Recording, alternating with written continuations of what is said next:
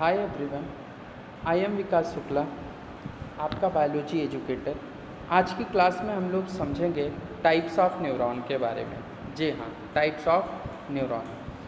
As you know, nervous system is made up of the neurons. Nervous system किस चीज़ से बना हुआ होता है? न्यूरॉन से।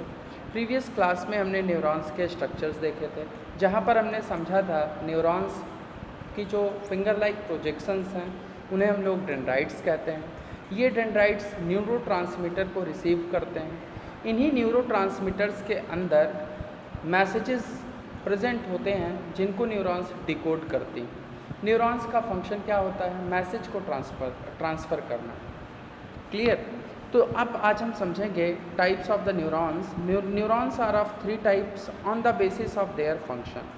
न्यूरॉन्स 3 तरीके की होती हैं। किस आधार पर? इनके फंक्शन के आधार पर, इनके फंक्शन के बेसिस पर। तो इनके फंक्शंस के बेस पे जैसे मैंने आपके लिए एक डायग्राम बनाया हुआ है, पहले इसके थ्रू समझें। स्टूडेंट्स, न्यूरॉन्स हमारी पूरी बॉडी में प्रेजेंट हैं, मैसेज को ट्रांसमिट कर रही हैं, मैसेज को कन्वे कर रही हैं। तो वो न्यूरॉन्स जो बॉडी पार्ट से सेंट्रल नर्वस सिस्टम तक, सीएनएस का मतलब क्या होता है students? Central nervous system. CNS means central nervous system. वो न्यूरॉन्स जो बॉडी पार्ट से सेंट्रल नर्वस सिस्टम तक, आप देख पा रहे होंगे यहाँ पर मैंने डॉट लाइन से रिप्रेजेंट किया हुआ है। तो जो न्यूरोट्रांसमीटर्स बॉडी पार्ट से, या फिर यूँ कहें जो मैसेज को बॉडी पार्ट से सेंट्रल नर्वस सिस्टम में ट्रांसफ़र करती हैं, उन न्यूरॉन्स को हम सेंसरी न्यूरॉन्स कहते हैं। वो न्यूरॉन्स जो सेंट्रल नर्वस सिस्टम से मैसेज को बॉडी की तरफ ले जाती हैं, ध्यान से सुने, वो न्यूरॉन्स जो सेंट्रल नर्वस सिस्टम से मैसेज को ट्रांसमिट करती हैं बॉडी पार्ट्स में, उन्हें हम क्या बोलते हैं? Motor neuron. जो फर्दर फिर से बॉडी पार्ट से सेंट्रल नर्वस सिस्टम में पहुंचाती हैं उन्हें बोलते हैं सेंसरी न्यूरॉन। तो आपको याद रखना है, बॉडी पार्ट से सेंट्रल नर्वस सिस्टम की तरफ जो लेकर के जा रही हैं वो सेंसरी हैं, और जो सेंट्रल नर्वस सिस्टम से बॉडी पार्ट तक लेकर के जा रही हैं, these are the motor neuron. अब बात आएगी, ये सर सेंसरी न्यूरॉन और मोटर न्यूरॉन्स के बीच में इंटरेक्शन का काम कौन से न्यूरॉन करती हैं, या फिर यूँ कहें सेंट्रल नर्वस सिस्टम के अंदर कौन सी न्यूरॉन्स रहती हैं? तो फिर कौन सी वो न्यूरॉन्स हैं students? Relay neurons. Relay neurons वो न्यूरॉन्स हैं जो सेंसरी न्यूरॉन और मोटर न्यूरॉन के बीच में कनेक्शन का काम करती हैं। आप डायग्राम में देख पा रहे होंगे, जो न्यूरॉन सेंसरी न्यूरॉन और आपके ऊपर जो मोटर न्यूरॉन है, इनके बीच में इंटरेक्शन बनाने का काम कर रही हैं, उन्हें हम लोग क्या बोलते हैं? Relay neuron. और ये जो सेंट्रल नर्वस सिस्टम से बॉडी पार्ट में मैसेज को ट्रांसफ़र किया, ये कौन सी न्यूरॉन है? Motor neuron. बॉडी पार्ट से सेंट्रल नर्वस सिस्टम में कौन सी न्यूरॉन ने मैसेज को ट्रांसफ़र किया? Sensory neuron. I think concept is clear. तो उसी चीज़ को लैंग्वेज के फॉर्म में कैसे लिखोगे? Sensory neuron transfer the messages from the body part to the CNS। CNS means student central nervous system. They are found in the sense organs. ये हमारे sense organs में प्रेजेंट होती हैं। क्लियर? अब दीज सेंसरी न्यूरॉन्स क्योंकि message को receive करने का काम कर रही हैं, so they are also known as receptor neuron. तो आप नोट डाउन कर लेंगे, sensory neuron are also known as receptor neuron. आपके बोर्ड के एग्जाम में पूछ लिया जाता है define neuron and their types. Clear? तो आपको याद होना चाहिए, the neurons are of 3 types on the basis of their function, sensory neuron, motor neuron and relay neuron. Similarly motor neuron की अगर हम बात करें तो आपको पता है, they transmit the messages from the central nervous system to the body parts. जी हाँ, अब क्योंकि ये सेंट्रल नर्वस सिस्टम से मैसेज को ट्रांसमिट किया जाएगा बॉडी पार्ट के लिए, तो बॉडी पार्ट्स जो होंगे ये एक्ट करेंगे, फंक्शन करेंगे according to the message that is transmitted through the central nervous system. Sorry students. तो ये जो फिनोमेनन है सेंट्रल नर्वस सिस्टम से बॉडी पार्ट्स में मैसेज को ट्रांसफ़र करने का, ये काम कौन सी न्यूरॉन कर रही हैं? Motor neuron. These motor neuron are also known as effector neuron. इन मोटर न्यूरॉन को हम इफेक्टर न्यूरॉन के नाम से भी जानते हैं। रिले न्यूरॉन्स जो होती हैं ये सिग्नल्स को कैरी करती हैं। They are always present inside the central nervous system. ये हमेशा कहाँ पर प्रेजेंट होती हैं स्टूडेंट? सेंट्रल नर्वस सिस्टम में। ये न्यूरॉन्स लिंक की तरीके से काम करती हैं, जोड़ने का काम करती हैं सेंसरी न्यूरॉन और मोटर न्यूरॉन को for distant relay of the nerve impulse, ताकि दूर तक जा पाएँ। इसके साथ साथ में आपको याद रखना है ये relay neurons are present always inside the central nervous system. अगर हम अपने नर्वस सिस्टम की बात करें तो नर्वस सिस्टम अपने आप में आपको पता है जो MBBS के जो सबसे बड़े साइंटिस्ट या फिर ये कहें नीट में जिनकी सबसे अच्छी रैंक आती है उन्हें न्यूरोलॉजिस्ट या फिर नर्वस सिस्टम पे काम करने का मौका मिलता है। Clear students? तो यहाँ पर अगर हम लोग बात करें ह्यूमन नर्वस सिस्टम के, then you can say our human nervous system is made up of central nervous system and peripheral nervous system. Human nervous system कौन से दो सिस्टम से मिलकर के बना होता है? सेंट्रल नर्वस सिस्टम के साथ और पेरिफेरल नर्वस सिस्टम के साथ। आप NCERT में डायग्राम में देख पाएंगे the complexity of the human nervous system. यहाँ पर मैंने आपकी समझ को बेहतर करने के लिए पूरे नर्वस सिस्टम के सारे पार्ट्स को अलग अलग एक फ्लो चार्ट के थ्रू रिप्रेजेंट किया है। आई होप आपको बेहतर से समझ में आएगा। बिल्कुल घबराएंगे नहीं, थोड़े से डिफ़िकल्ट टर्मिनोलॉजीज़ हैं बट आप उन्हें समझ पाएँ। Nervous systems is divided into two major groups, central nervous system and peripheral nervous system. This central nervous system is consist of brain and spinal cord. जी हाँ स्टूडेंट्स, सेंट्रल नर्वस सिस्टम दो चीज़ों से मिलकर के बनता है, ब्रेन से और स्पाइनल कॉर्ड से, जबकि हमारा पेरिफेरल नर्वस सिस्टम किस चीज़ से मिलकर के बना हुआ होता है? Autonomic nervous system and the voluntary nervous system. ये जो वॉल्यूंटरी नर्वस सिस्टम है यहाँ से स्पाइनल और क्रेनियल नर्व्स रिलीज़ होती हैं, अराइज होती हैं। ये कह लीजिए कि autonomic nervous system is further divided into two, sympathetic nervous system and parasympathetic nervous system. Parasympathetic nervous system also emerges the spinal nerves and the cranial nerves.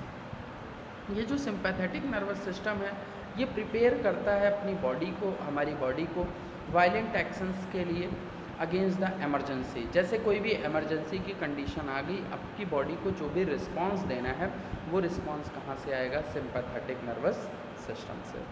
I think देखिए बहुत ज़्यादा डिटेल में आपको क्लास 10th में नहीं पढ़ना है, but आपको इतनी बातें पता होनी चाहिए कि जैसे कि आपसे पूछा जाए what was the full form of PNS, आप बता पाओगे पेरिफेरल नर्वस सिस्टम।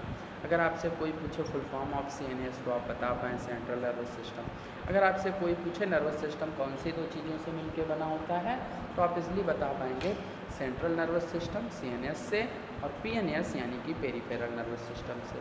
अब you know very well brain and spinal cord combined and form a structure that is called central nervous system. Central nervous system is made up of brain and spinal cord. आपकी जो spinal cord है और brain है ये दोनों किस चीज़ से मिलके बनी होंगी?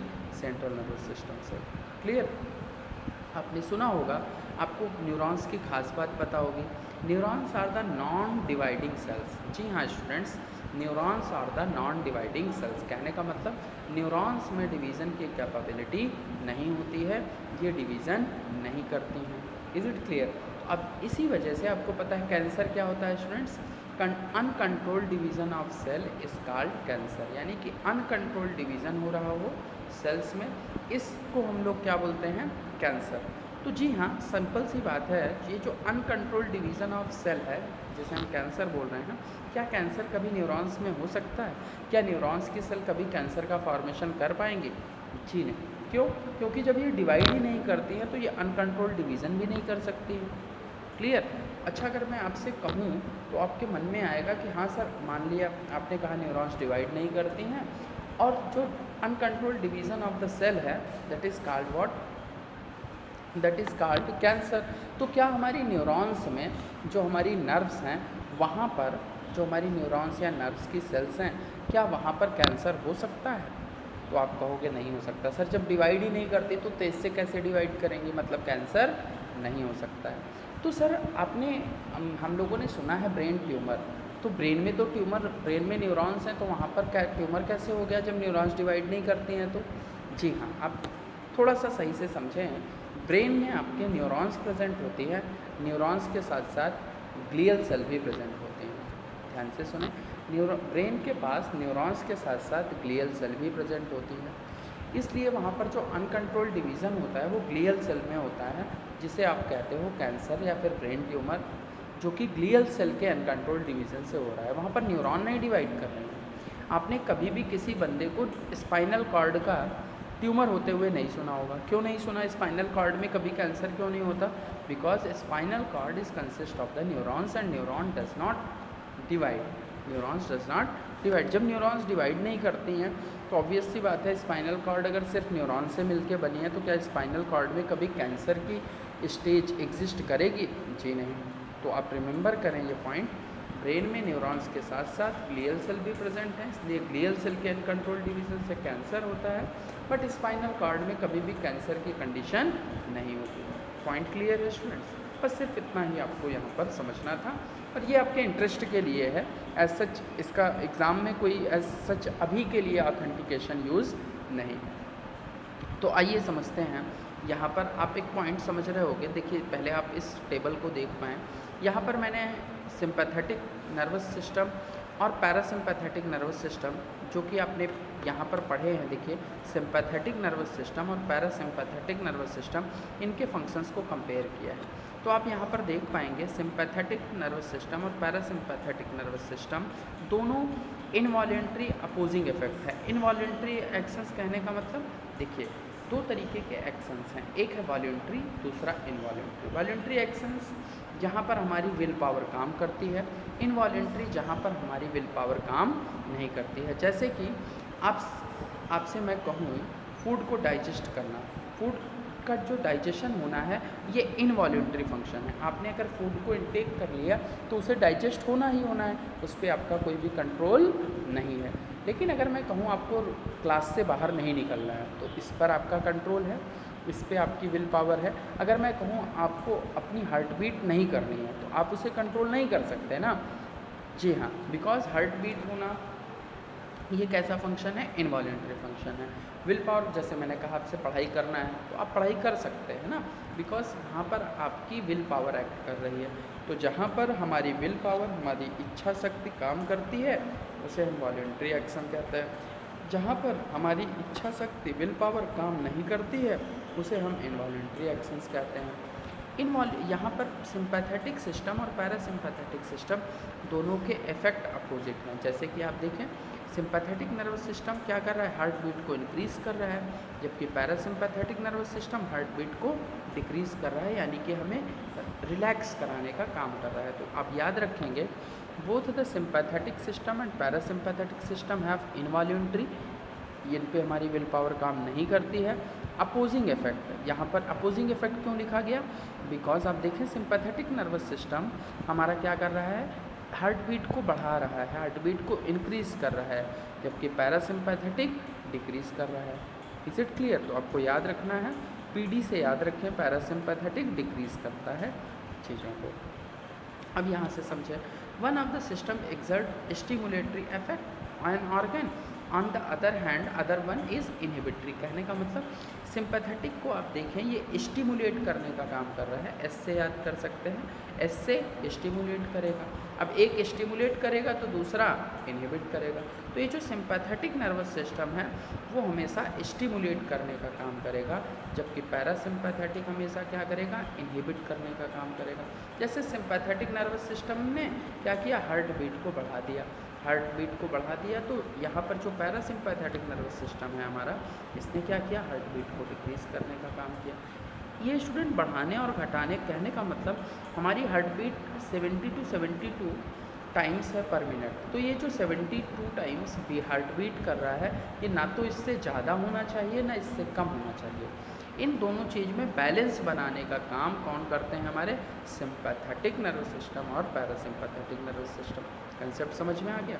दोनों साथ में कोऑर्डिनेटेड वे में काम करते हैं, इसीलिए तो इस चैप्टर का नाम है कंट्रोल एंड कोऑर्डिनेशन। तो कोऑर्डिनेशन आप देख पा रहे हैं, सिंपैथेटिक बढ़ाएगा और पैरासिम्पैथेटिक डिक्रीज करेगा एज पर नीड, आवश्यकता के अनुसार। क्लियर? आइस में आपको पता है जो प्यूपिल्स को डायलेट करना है यानी कि फैलाना है, ये किसका काम है? सिंपैथेटिक का। जबकि पैरासिम्पैथेटिक क्या करेगा? कॉन्स्ट्रिक्शन का काम करेगा, कॉन्स्ट्रिक्ट करेगा, इनको सिकोड़ने का काम करेगा। यूरिनरी ब्लैडर जो है हमारा, ये क्या करता है स्टूडेंट? सिंपैथेटिक नर्वस सिस्टम इसे रिलैक्स करने का काम करेगा, जबकि पैरासिम्पैथेटिक नर्वस सिस्टम इसे कॉन्ट्रैक्ट करने का काम करेगा, कॉन्ट्रैक्शन का काम करेगा। क्लियर? तो स्टूडेंट्स मेरी कोशिश ये है कि आप लोगों ने जैसे बताया था मुझे कि सर शॉर्ट वीडियोज़ रहें तो आप अच्छे से पढ़ पाते हो, तो मैं छोटी छोटी वीडियोज़ ही बनाऊंगा आपके लिए ताकि आप अच्छे से समझ पाओ। क्लियर? और अच्छे से फोकस कर पाओ। प्लीज़ इसे पढ़ने के बाद एक बार आप एनसीईआरटी रीड जरूर किया करें। क्लियर? तो देखें हम पेरिफेरल नर्वस सिस्टम की अगर हम बात करें तो पेरिफेरल नर्वस सिस्टम में 3 तरीके की नर्व्स पाई जाती हैं, एक cranial nerves, spinal nerves and visceral nerves. जी हाँ, कौन कौन सी nerves? Cranial nerves, spinal nerves and visceral nerves. Student ये आपको याद रखना है, कुछ फैक्ट हैं। क्रेनियल नर्व्स कितने पेयर्स में प्रेजेंट होती हैं? 12 पेयर्स में प्रेजेंट होती हैं। ये कहाँ से आती हैं? They are comes from the brain and go to the sense organ and muscles in the head region. जी हाँ, क्रेनियल नर्व्स कितने पेयर में प्रेजेंट होती हैं? 12। कहाँ से आती है? ब्रेन। किस तरफ जाती है? सेंस ऑर्गन्स की तरफ, जो कि मसल्स के हेड रीजन में प्रेजेंट है। कंसेप्ट क्लियर है? अब यहाँ पर समझे हम स्पाइनल नर्व्स। जब क्रेनियल नर्व्स में कितने पेयर थे? 12। स्पाइनल नर्व्स में कितने पेयर्स हैं? 31। जी हाँ, ये कहाँ से आती हैं students? They comes from the spinal cord. जबकि हमारी क्रेनियल नर्व्स कहाँ से आ रही थी? They comes from the brain. Cranial नाम से ही पता चल रहा है, cranial that is something related to the brain. ये जो हमारी स्पाइनल नर्व्स हैं, they are comes from the spinal cord. जी हाँ, ये कहाँ से आएंगी? स्पाइनल कॉर्ड से। And go to the sense organs, ये सेंस ऑर्गन्स पर जाएंगी। Muscles which are below the head region, जो कि कहाँ पर प्रेजेंट हैं, कहाँ पर सिचुएटेड हैं? हेड रीजन के नीचे। These spinal nerves carry the message to brain through the spinal cord. जी हाँ, ये जो स्पाइनल नर्व्स होती हैं, ये मैसेज को कैरी करती हैं और कहाँ पर ट्रांसफ़र करती हैं? ब्रेन में। किसके थ्रू? स्पाइनल कॉर्ड के थ्रू। जी हाँ, ये जो विसरल नर्व्स होती हैं, ये comes out of the brain and spinal cord. Brain और स्पाइनल कॉर्ड दोनों से निकलती हैं और ये किस तरफ जाती हैं? इंटरनल ऑर्गन्स की तरफ। लाइक कि जैसे कि इंटरनल ऑर्गन्स आपके हैं, किडनी हो गए, लीवर हो गए, हार्ट, वहाँ पर भी तो आपको न्यूरॉन्स के थ्रू मैसेजेस को भिजवाना है, तभी तो हार्ट तेज़ी से बीट करेगा। अब देखिए, जैसे ही आप सोते समय कोई भी रात में अचानक से सपने देखते हो, ड्रीम्स देखते हो, उस केस में क्या होता है? आपकी हार्ट बीट फास्ट हो जाती हैं। आपको लगता है कि दिमाग ने कोई सपना देखा है तो हार्ट बीट क्यों तेज़ हो गई? बिकॉज जो माइंड ने कुछ अनएक्सपेक्टेड चीज़ें फील किया आपने, जैसे ही आपने कुछ एबनॉर्मल चीज़ों के बारे में सोचा, आपको डर, आपको फियर फील हुआ। जैसे ही आपकी फीलिंग्स फियर की हुई, आपके हार्ट को नर्वस सिस्टम ने मैसेज भेजा कि there is something abnormal, emergency type situation है। उसने तुरंत ही पूरी बॉडी में तेज़ी से ब्लड का सर्कुलेशन किया। अब ब्लड को तेज़ी से सर्कुलेट करने के लिए हार्ट बीट को हमें फास्ट करना होगा। स्टूडेंट्स, आपको आई थिंक सारे पॉइंट्स बहुत ही अच्छी तरीके से समझ में आ रहे हैं। तो प्लीज़ अगर आपको कभी भी किसी तरीके का कोई डाउट है तो आप मुझसे पर्सनली पूछ सकते हैं, जैसा कि आपको पता है। और यहाँ पर इस फ्लो डायग्राम को एक बार अच्छे से खुद से अपनी कॉपी पे नोट करें। और अगर आपको किसी भी तरीके की कोई भी प्रॉब्लम्स हैं, क्लियर, जैसे कि इन लेक्चर्स में मुझे तो नहीं लगता मैंने बिल्कुल भी अननेसेसरी इन्फॉर्मेशन आपसे नहीं शेयर की है। आपको अगर ऐसा लगे भी कि आपको कुछ ज़्यादा मैं बता रहा हूँ, इतने की रिक्वायरमेंट नहीं है, स्टूडेंट्स ये सारे क्वेश्चंस आपके बोर्ड में पूछे ही जाते हैं। प्लीज़ ट्रस्ट में आप प्रीवियस ईयर क्वेश्चंस देखते रहें। जैसे मैंने लाइफ प्रोसेस के चैप्टर्स को बाइंड अप किया तो वहाँ पर भी डिफरेंट क्वेश्चंस मैंने लास्ट में कवर अप किए थे। सेम उसी तरीके से यहाँ पर भी मैं सारे बोर्ड के प्रीवियस जो लास्ट 20 ईयर्स में जो भी क्वेश्चंस पूछे गए हैं, मैं उनको आपके साथ डिस्कस करते रहूँगा। गुड लक स्टूडेंट्स, एक बार अच्छे से खुद से एनसीईआरटी को जरूर रीड करें। Thanks a lot students.